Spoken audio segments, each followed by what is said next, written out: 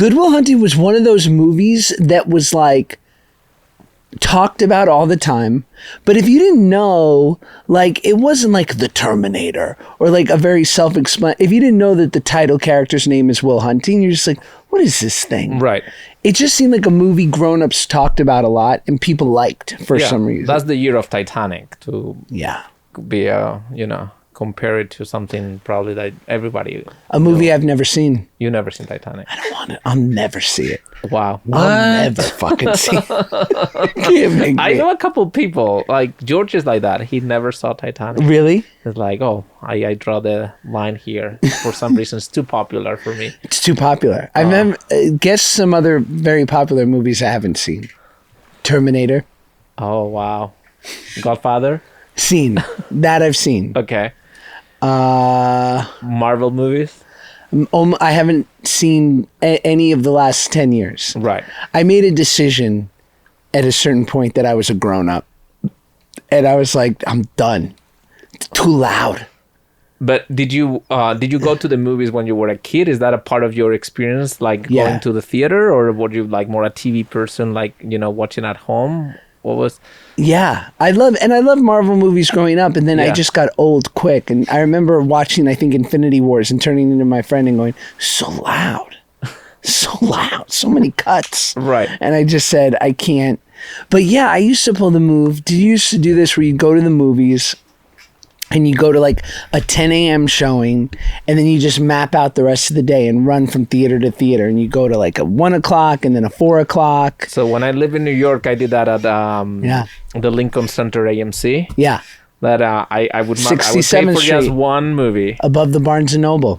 Exactly. Yeah. Exactly. So I would pay for one movie, but I had it all mapped out. So go in early, and then I could watch 5 or 6 movies. Yeah. The whole day. I remember we would do that with R-rated movies when I was a kid. Right. And then every now and then there'd be that one theater employee who was like looking out for underagers. Yeah. And I'd be like, Malcolm, you getting paid extra? Like, is there bonus money coming from the AMC Corp?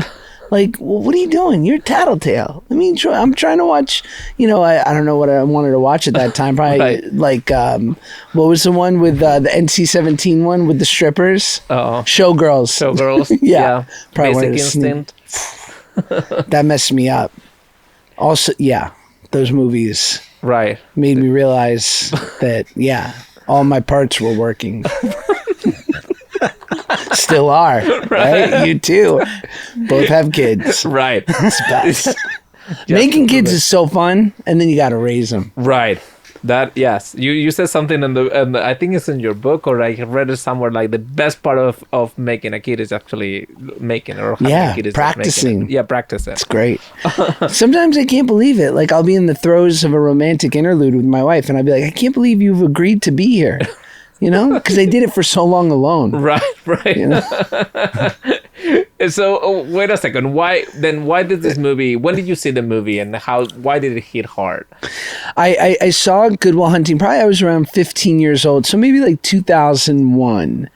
Okay. And look, I have a very soft spot for movies like Good Will Hunting, Finding Forrester, Igby Goes Down, Rushmore, and it's just like misunderstood young male protagonists with greatness in their heart, and who probably need I don't think any of them. Well, Rushmore, Max Fisher has a good father figure, but yeah. But you identify with Will.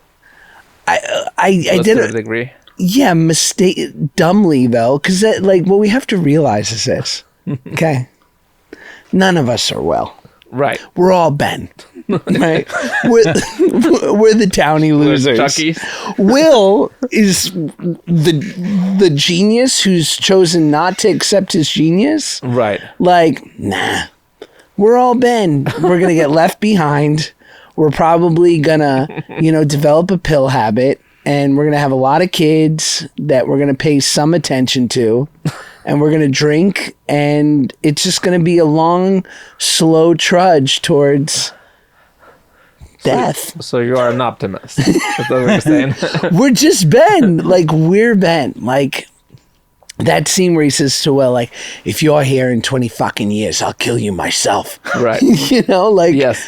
but because he's going to be there. And we all want to be Will. But if we were, we'd know it. You know, we'd be solving equations and whatnot. But, right. But we're not. So in 1998, going back to the year that movie came out, like, your mom tells you you can, like, you know, kind of like drop school or just go to a performing school. Yeah. How did that happen? How did did you know you wanted to be an actor then? Yeah, I was acting already for a couple of years, doing theater and little commercials and stuff, stand-up comedy around New York. And there was this performing arts high school. And we had to move out of, basically it was sort of that normal thing where the elementary school you went to, there was a middle school in the same district, and you just kind of went from one to the other. Mm-hmm. But now we didn't live there anymore. And so I couldn't go to that school. And my mom said, you know, you love acting. There's this performing arts high school. Do you have any interest? And I auditioned and I got in. And a week later, I'm at this school with Jesse Eisenberg and Claire Danes and Alicia Keys, and they were older than me, but suddenly I was like surrounded by my people, you know, and these were people who were getting to like do the thing that I loved at an adult level and making a living doing it. So that was like probably the big inflection point for sure. Did you feel like you fit in? Like, were you happy then, or is that like, oh yeah, I was class president. Okay. We used to get to go out for lunch. Like, I was getting Subway sandwiches and playing spin the bottle and crushing it. Life was so good, man. It was so good. Okay. Yeah, 6th grade, 48th between 8th and 9th. Sometimes we get the $5 beef and broccoli Chinese lunch special.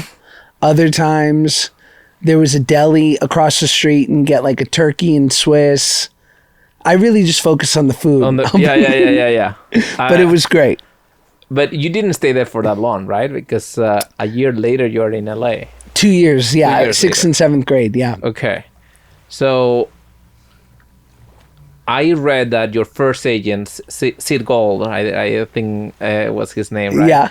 That you were 8 when you got your first agent. How did that happen?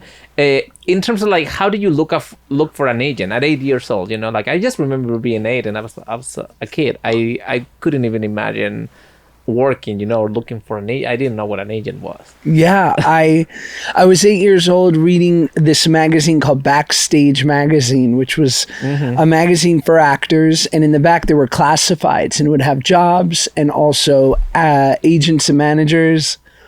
And there was this big ad, Sid Gold at Gold Star Entertainment.